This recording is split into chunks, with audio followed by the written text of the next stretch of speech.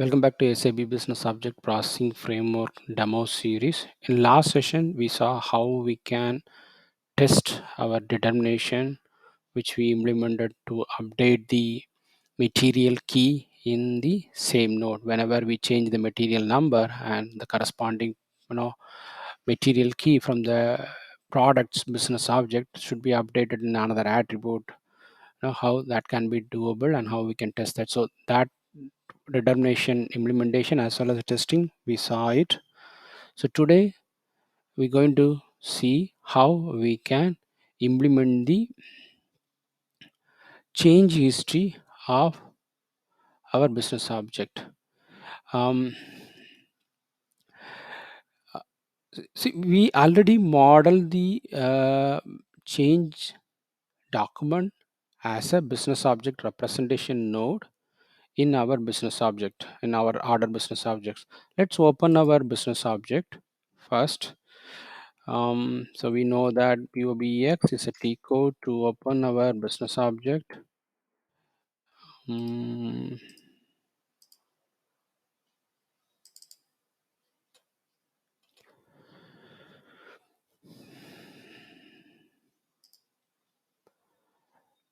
okay. So here are some few steps to be taken care when you define the change history or change document for any of your business objects. Let's go back to our business object, return business object.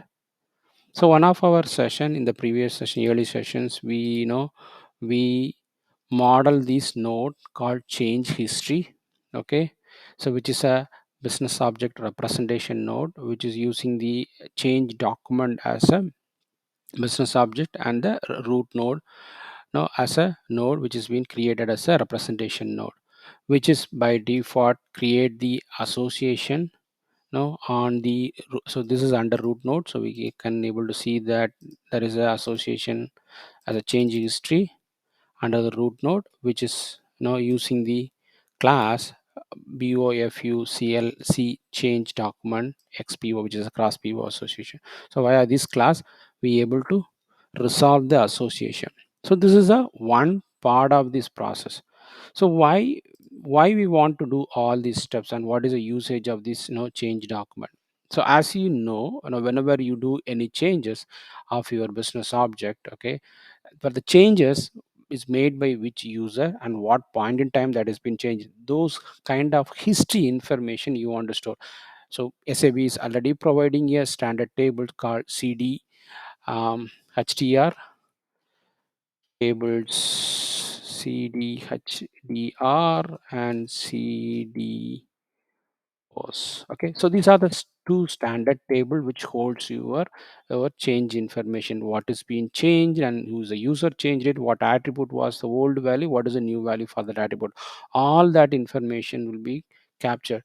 To leverage the same concept inside the business object processing framework, SAB is providing another business object which is called as a BOFU change document. With the help of this business object, and you should be able to know store the information under these two tables, the standard tables. Okay, you should be able to store it.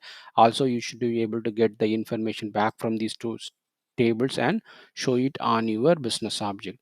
To achieve these functionality, there are few steps to be taken care, because first thing is, which is we already saw it, if we model the business object representation node as you see. So we created the business object representation node using this business object, and also we model the association. This step we already finished it, so this step 3 is already finished it. Okay, and so also to achieve this entire functionality is working without any issue, so you have to do the remaining other two steps. So one thing is, so defining the business change document, okay, via this transaction code and code, okay, via this transaction. So what is the use of this definition change document object? See this object, okay, when you define this object, so SAB is going to internally going to generate multiple function models. Okay, there are function model will be generated in the backend. Okay, so that will help you to write the changes from your framework to the database table, as well as read the information from your database table to your framework model. So those function model is the key for your writing or updating the information back to the standard table and reading that information. That is the first step. Also, to ensure the, so as I said, now this change document, it's been part of any of your business objects. So if you have a BO, purchase order, then you have delivery, and then you have invoice and goods received, all are as a different business object. All the business object, you need to have this change document to be at um, maintained.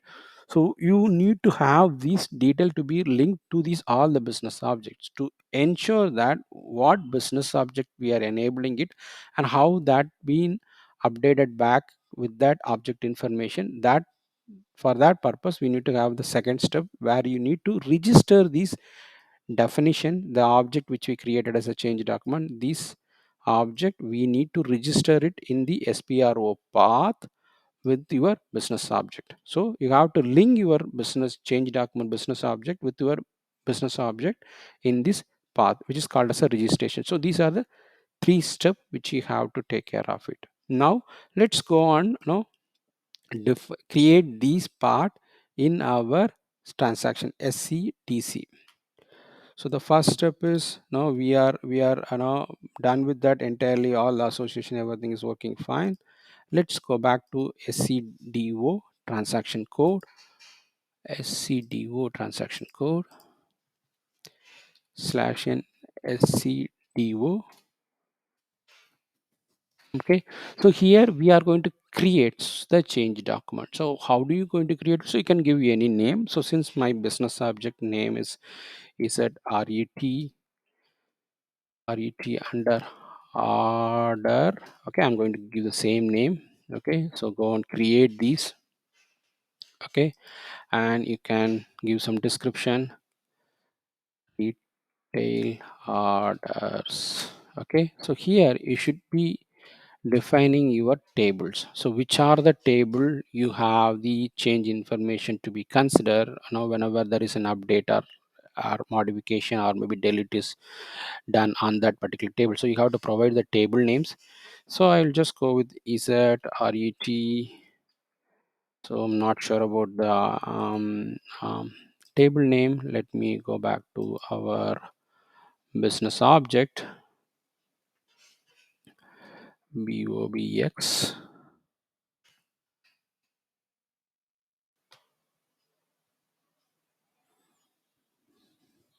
So all these three steps is mandatory activity which you have to take care of it. So open our BO, expand the node. Okay, so this is the first table which we want to use it in our business change document business object. Okay, so do this initialize delete. Okay, so select that option, and then you have a second. These are the two standard node on our business object, right? So we don't want to have this to be part of our change history as part of this one. Okay, so I have to add another one.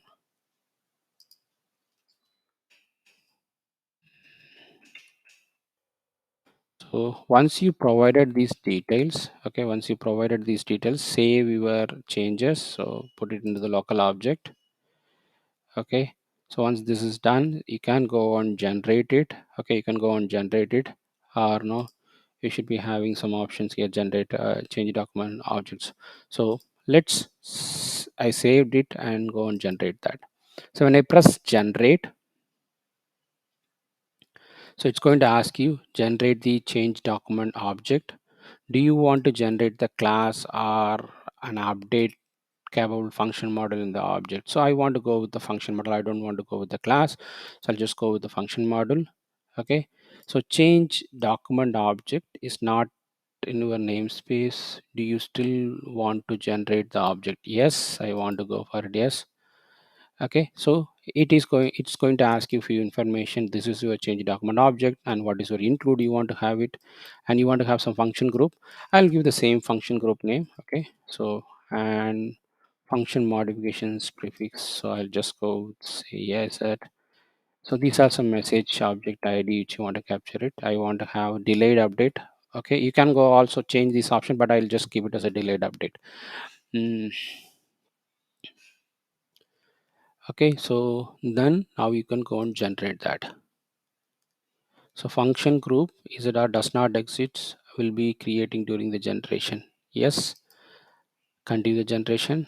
Yeah. So now it's going to tell you what are the object is going to be will be created and what will be activated. So here there is an option called activate. Okay. So once this has been listed and you can see, so you can just go and press activate.